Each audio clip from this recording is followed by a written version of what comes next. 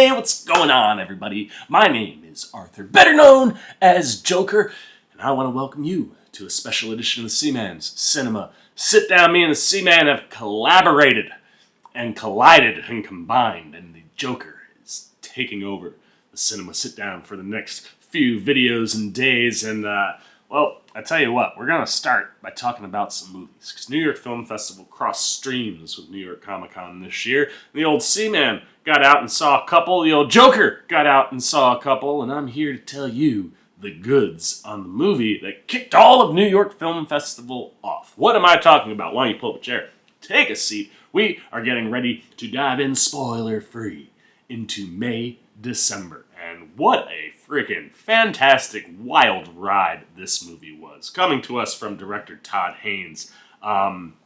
This is just so enjoyable on so many levels. I didn't really know what I was getting into going into May, December, other than, the synopsis of this story taking place 20 years after Gracie Atherton had a very publicized tabloid love affair with a 7th grader. She worked at this is a fictional movie, mind you. This is not based on anything real. But she works at, back then, at a pet store, hires a 7th grader, ends up having an affair, gets pregnant, sent to prison, has the kid in prison, comes out of prison. Once Joe is 18, picks up their relationship, marries the guy, has a second set of kids that end up being twins. And now for the last, however many years, about 18 or so, has been living. It gives me Long Island vibes. I don't know if they ever actually said exactly where they were. But, living in this nice little town off the water, kind of small, and, all things aside, they seemingly have a very nice life. And Natalie Portman has been cast in a TV movie on Gracie, and she comes over the course of a few weeks to stay in this town, spending time with Gracie, her family, and her friends, to go through the process of becoming Gracie herself to get an accurate portrayal of this woman for this movie. That was about all I knew going in, and I must say that what I ended up getting from the writing of Sammy Birch and Alex Machanik and the directing of Todd Haynes, this was not a movie that I saw coming. And this movie does a lot of things that I didn't see coming. And that was something that I really, really enjoyed about this. And we'll start with Mr. Todd Haynes himself. Fantastic director. And this time out, like I said, I didn't really know what I was getting into. And within the first, 5 minutes or so, Haynes does such a wonderful job of setting the tone that this movie is going to have. And it kind of plays, at times, like a psychological thriller, but if you were looking at it through the guise of a dark comedy. It really is fascinating to see how Haynes plays with certain situations and scenarios, and how his camera movements and the usage of the score in this one, which comes to us from composer Marcelo Zarvos. Killer score. And the combination of what Haynes is doing behind the camera with that score really elevate everything that's on screen, especially the story. And the best way to describe the vibe of this movie is to give you a slight spoiler. In the opening 5 minutes, Julianne Moore's character, Gracie, is hosting this big barbecue that she has every year. Elizabeth, who's played by Natalie Portman, is supposed to be arriving at this barbecue, so we open on Gracie kind of talking about, not looking super forward to having this woman here, because she's probably going to be a Hollywooder, and not really look to find the real story and really capture her. So she's hoping that she's legit, that she's coming with, good intentions, because when you have a story like Gracie's, I think you get a lot of people who might not be coming with the best of intentions. Or maybe this movie is supposed to be portraying this woman in a bad light. And maybe Natalie Portman's here to figure out things that nobody else knows. There is an uneasiness there. And as she's saying that, she goes over to her refrigerator. She opens the refrigerator door and kind of has this puzzled, disturbing look on her face. And Haynes flies in tight with the camera. And these chords from Zorvos, boom, boom, boom, on the piano hit. And he uses these hard-striking chords throughout the whole movie that just kind of give you this unsettling, uneasy, in this moment, you're like, is there a decapitated head in this refrigerator? Is there, some dead animal? What is she looking at? And Gracie turns and looks at the camera and goes, I don't know if I have enough hot dogs. And she has this ridiculous lisp the whole movie, but that plays very, very well into what Natalie Portman's character is doing. But, she turns, she says that, and you can feel the tension in the theater. And as soon as she says that, the tension breaks immediately. The entire theater erupts into laughter. And you know, 5 minutes into this thing, you're in for a really interesting ride. And that vibe of not knowing, of feeling uneasy, and then having something drop that just makes you laugh out loud really worked throughout the whole movie. And what Birch and Mechanic, kind of bring in pulling from, different stories. Like I said, this is a fictional tale, but it's very clear that they're pulling from different tabloid headlines that have involved teachers and underage kids. I know there was a teacher who had a relationship with an underage kid, had his kid in prison, and then came out and continued to have a relationship after prison. So that, I don't know which one that is, but that's certainly the heavy inspiration here. But like I said, watching how Birch and Mechanic play with that concept of this person and just slowly peel back the layers and give you tidbits throughout the course of the movie that make you go, wait, what? Huh? And that's the thing that I really love from what we get with Birch and Mechanic, is that every character that's in the movie, you are constantly peeling back layers and starting to learn things about them. And sometimes it makes you change the way you feel about them. And then 20 minutes later, you'll learn something else and be like, well, no, I don't know so much about that anymore. And that kind of like keeping you off balance exists through the whole movie and works with every single character, where when you're then behind the camera, as Todd Haynes is, you're allowing him to have these scenarios and put these people in moments where there is so much uncomfortability. And I love how Haynes plays with that, specifically in two shots. He has a bunch of them, some with Natalie Portman and more in the shot, or Portman and Charles Melton, who plays Gracie's husband, Joe, where you have these two shots and you just don't know if these people are going to fight, if they're going to just rip each other's clothes off.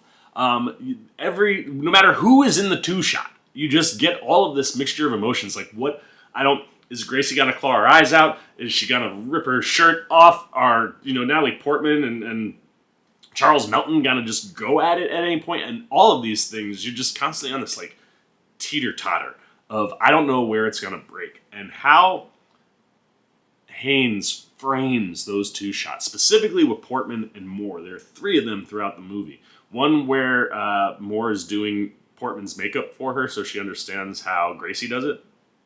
One where the two of them are watching Gracie's daughter try on dresses for graduation, which is my favorite shot in the whole movie. In that one, he's actually sitting right behind them. You see the tops of their heads, but they're looking at a mirror. But it's because you're at a dressing room. There's another mirror, so there's like two Julianne Moores, occasionally a second Natalie Portman. It's really, really cool. But again, kind of this tight, uncomfortable spot. And then there's one other time toward the end of the movie where it's just the two of them, and you don't know which way it's gonna break. And how you play with this, like Elizabeth, Natalie Portman's character, not really knowing everything about Gracie. Like, you obviously have preconceived notions going in, but trying to learn things from her family, her friends.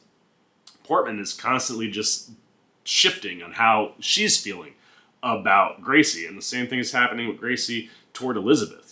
There are times where it seems like she's trusting, and there are times where she's like, well, are you really digging for more, right? This movie is taking place in the, months around the affair. Why are you asking questions about things that happened 20 years after?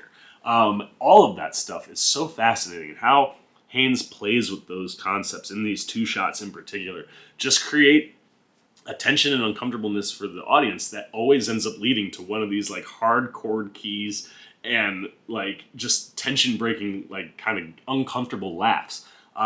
Really kind of start to paint a picture where you don't necessarily know where you're going to go. And it's one of these things where I think a lot of people could watch this movie and go, oh man, I saw this coming. I thought this was going to happen. And that's true. There are certain things in the movie that I definitely was like, I think this might happen. And then it did happen. But there are other things where it's like, even if you do think you figured something out, every time you think you're there, Haynes does something to make you waver. And that's what I love in what he does for the characters. You never know how to feel about Portman or Moore or Melton. And then getting to watch those three perform on screen, like, there's a meta layer to everything that's going on, in the sense that like Julianne Moore is an actor creating a character. But if this was real life, she would, if this was a real story, she would have been like, doing what Natalie Portman is doing. So then you bring Natalie Portman in, who is an actor, playing an actor who's turning into another actor on the screen, and you're watching Natalie Portman, as Elizabeth become Gracie, but simultaneously, like, Natalie Portman starts to transform into Julianne Moore, and it's wild. Like, from her look to her posture to the way she talks, all of a sudden you're like, you've watched these two women create this character. Where it's like Julianne Moore creates Gracie, and then Natalie Portman is mimicking what Julianne Moore has done to create her own version of Gracie. So freaking cool. And Portman is just so damn good, man. She knocks this one so out of the ballpark. You never know if you can trust her, what her true intentions are. And as she's navigating through this thing, you're just always kind of on edge, even though it's not a thriller. How she is performing, how Haynes is moving you through this movie, you kind of feel like there is a thriller aspect to what's going on around Portman as she maneuvers through. And then Julianne Moore. I mean, talk about just creating a character that's so fascinating. You know, a character that's fascinating enough to want to have an actor try to become that person. And watching how Moore navigates certain conversations and how Gracie, you know, can sometimes seemingly be so innocent and so clueless. But then at other times you're like, are you really that clueless? And was everything that's going on real with you and this boy? And how you feel about that person, like getting to understand her life. You go through a range of ups and downs, and Moore does a really good job of just delivering stuff in ways that can feel authentic, but aren't always necessarily authentic. And then I think the person who maybe steals this movie is Charles Melton. I've watched this kid constantly kind of just be like the tough, confident jock, right? You know, you kind of get this vibe from him. He's like this cool, confident dude. And here he's got a dad bod and no confidence. It's so fascinating to watch. Like, this was the movie where I went, like, I've always liked Charles Melton when he pops up and things, but like I said, he's kind of got that, like, you know, because of the look and the vibe, the cool jock. Like, he can fit that mold so well. To see him do this role, the range this kid has is insane. I mean, one, the physical transformation of kind of having a dad bod and not being in shape is one thing that definitely adds to, like, all right, I feel like this is a dad. But Joe has so many layers. He has a scene with his son where they, spoilers, smoke a little weed on the roof of the house. Phenomenal. But watching what is going on with Melton playing Joe is fascinating.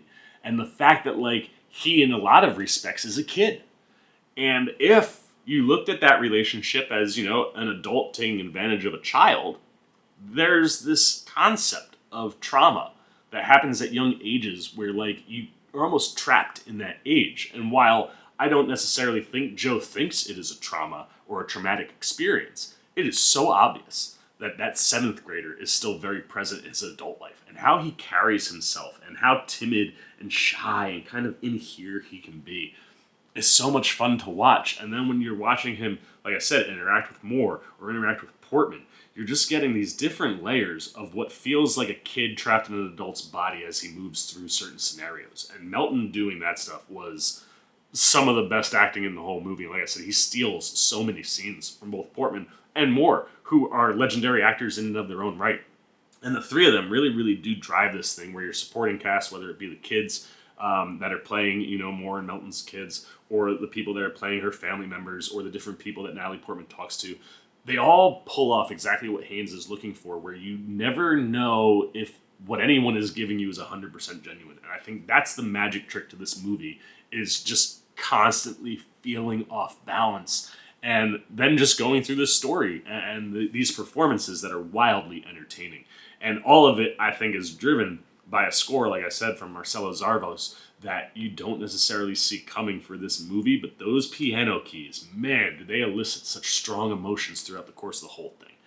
I love this. I thought it was such a wonderful way to start New York Film Festival.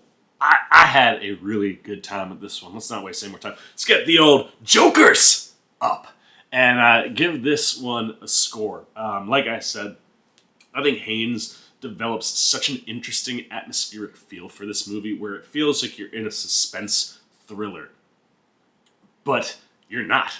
You know what I mean? Like, it is this movie that feels like a thriller, even though it's just an actor observing the lives of this very, very unique story in this kind of small town.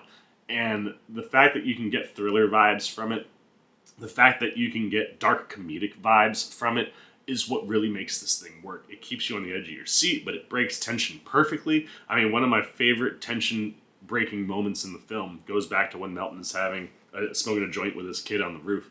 And spoilers, later on, like Moore and Portman show up, and Melton's got to like pull himself together. And you go from being in this like really emotional, tense, but like personal moment with his son to laughing your ass off watching him try to not fall off the roof.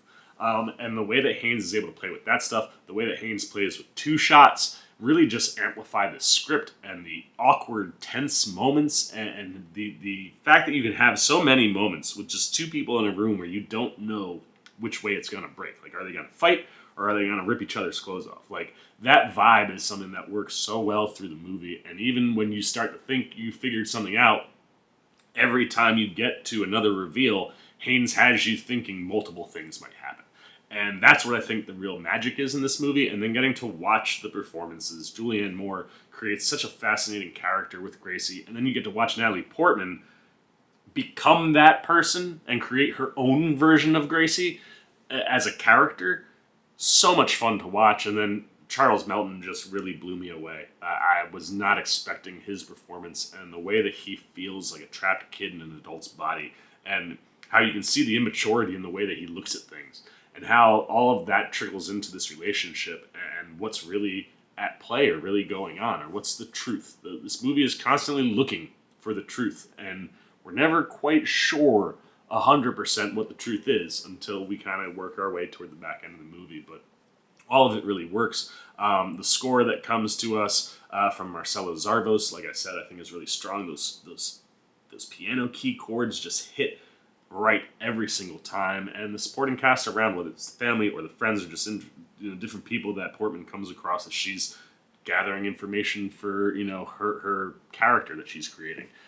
Everything here just really works really, really well. I'm going 4 out of 5 Jokers for May, December. It's a must-watch. Comes out in November on Netflix, so make sure you check it out when it comes. I really, really enjoyed it. And now I would really, really enjoy finding out your thoughts on the Joker's thoughts on May, December. What did you think of the review? If you got a chance to see the movie at New York Film Festival, what did you think? Did it play the way that we were kind of talking about? Did you kind of have similar moments or vibes to the movie? Did you enjoy it? If you haven't seen the movie and you're waiting patiently for it to land on Netflix, have we got you excited about the movie? Is this something you want to dive into and check out? Anything that you got, good, bad, indifferent, on May, December, put it down below in the comment section. Look forward to talking to you down there. As always, if you enjoyed this video, please give the Joker a thumbs up. And if you're new, you want to come hang out with Joker for a couple more videos, or you want to, show a little love and support to the C-Man because you dig the vibe of the channel and the things that he does here, and, maybe what I've done for this video, then please come join C-Maniac Nation. It's super easy. You just got to jump over there, hit that subscribe button, hit that little bell if you want those alerts. And until next time, for the C-Man's Cinema Sit Down, I've been Joker. I'm signing off. Peace. Oh, you guys are still here. You snuck up on me. You must be looking for more of this guy. Well, I got 2 video options for you, man. Right up here and right over here. And if you want all those C-Man goodies, well, hey, come join the squad right on over there, and I'll catch you on the next one.